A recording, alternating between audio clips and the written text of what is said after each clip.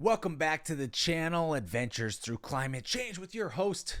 That is me. I am Trevor, and thank you for joining me here on this channel. We take an armchair approach to climate change. Yes, we read articles, watch a lot of YouTube and other videos and whatnot, primarily YouTube, and try to figure out what the heck's going on with climate change. Should we be worried? Should we be changing our things?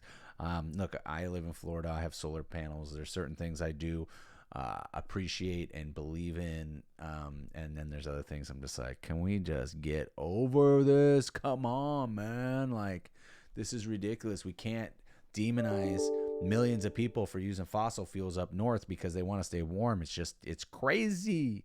It's crazy. We got to I'm a humanist first, and then planetarian. There we go. Today we have my man and yours, Lex Friedman, on Lex Clips, which I'm not subscribed to. I have to be honest, I'm not the biggest Lex Friedman fan, and this only gets 1.5 likes. He's getting probably ratioed in this thing.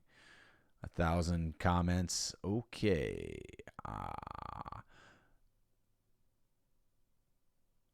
Forget climate change. I'm more worried about breathing clean air, eating non-toxic food, and having peace, quiet, and nature around me without feeling like a human can of sardines. I mean, that's legitimate, and I'm more concerned with like maybe something destroying us from space than I am us destroying the Earth and it being our demise. Not to say that can't happen. I just think that it is what it is.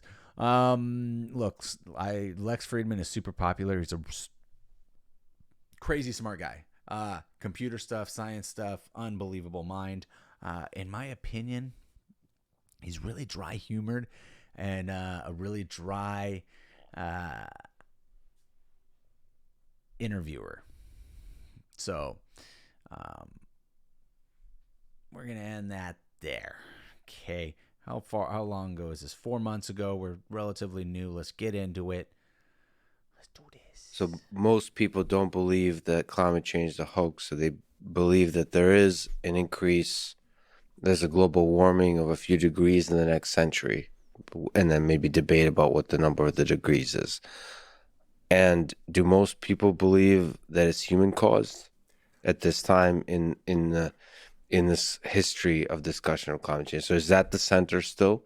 Like, is there still debate on this? Yale University, the climate communication group there for like 13 years has done this Six Americas study where they've charted pretty carefully and ways that I really find useful what people believe. And we could talk about the word belief in the context of science too, and they've identified kind of 6 kinds of us. There's from dismissive to alarmed, and with lots of bubbles in between. I think some of those bubbles in between are mostly disengaged people who don't really deal with the issue. And they've shown a drift for sure. There's much more majority now at the alarmed or engaged bubbles than just the dismissive bubble. There's a durable, like with vaccination and lots of other issues, there's a durable never anything belief group. But on the reality that humans are contributing to climate change, most Americans, when you're asked them, and it also depends on how you write your survey, think there's a component globally. I mean, when you ask around, I mean, and this is, if you hear the story from the media of 20 years, of course, that's what you will believe. And it also happens to be true. I mean, that is what the science, I think, it's perhaps worth saying, and it's a little depressing that you always have to say it, but I think it's worth saying that I think we both really do accept, the UN climate panel science, and there's absolutely global warming. It is an issue, and it's probably just worthwhile to get it out of the way. It's an issue, and it's caused by humans. It's caused by humans, yeah. Okay. But vulnerability, the losses that are driven by climate-related events still predominantly are caused by humans, but on the ground. It's where we build stuff, where we settle. Pakistan, in 1960, I just looked these data up, there were 40 million people in Pakistan. Today, there are 225 million. And a big chunk of them are still rural. They live in the floodplain of the amazing Indus River, which comes down from the Himalayas.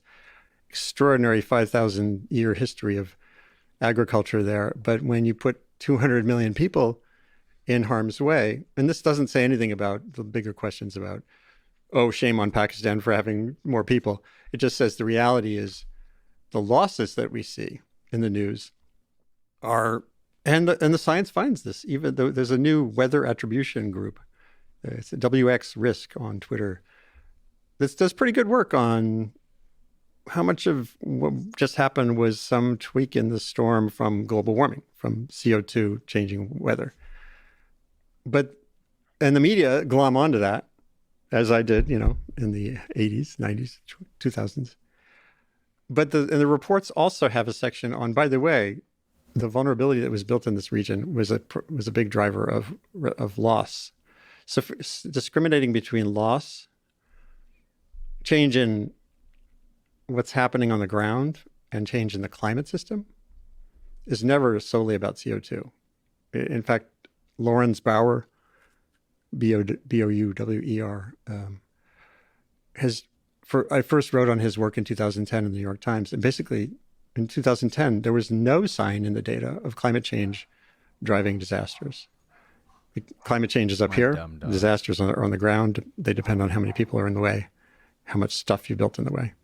And so far, we've done so much of that so fast in the 20th century, particularly, that it completely dominates. It makes it impossible to discriminate how much of that disaster was from the change in weather from global warming. So a function of greenhouse gases to human suffering is unclear. That's very much in our control, theoretically. I mean, the point, I think, is exactly right. That, if you look at the Hurricane Ian that went through Florida, you have a situation where Florida went from 600,000 houses in 1940 to 17 million houses. Yeah. 10 million houses. So 17 times more over a period of 80 years. Of course, you're going to have what? Yeah. You're going to have lots more damage, and many of these houses now have been built on places where you probably shouldn't be building, and so I think a lot of scientists are very focused on saying, can we measure whether global warming had an impact? Which is an interesting science question. I think it's very implausible that eventually we won't be able to say it has an impact. But the real question, it seems to me, is if we actually want to make sure that people are less harmed in the future, what are the levers that we can control? And it turns out that the CO2 lever, doing something about climate, is an incredibly difficult and slightly inefficient way of trying to help these people in the future. Whereas, of course, zoning, making sure that you have better housing rules, regulations, that you maybe don't have people building in the flash flood lane. What was it called? Flash flood alley. Flash flood alley. By the way, it's just simple stuff, and because we're so focused on this one issue, we sort of it almost feels sacrilegious to talk about these other things that are much more in our power and that we can do something about much quicker and that would help a lot more people. So I think this is going to be a large part of the whole conversation. Yes, climate is a problem, but it's not the only problem, and there are many other things where we can actually have a much bigger impact at much lower cost. Maybe we should also remember those.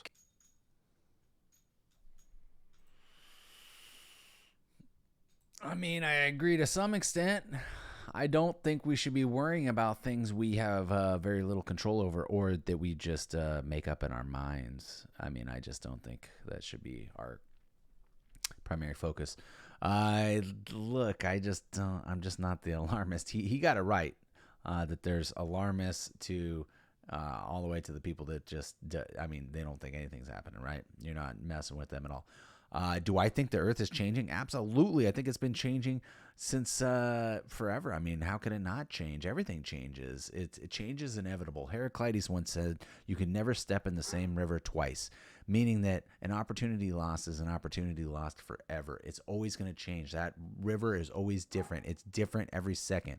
I'm sorry for my dog barking in the background. I'm going to punch him in the face. I'm not really going to. I love that dog, and he's old. But anyways, if you got anything out of this video, I'd love a subscription. Otherwise, give Lexa a subscription and, maybe a like or a comment on what your thoughts are. But I hope to catch you in the next video.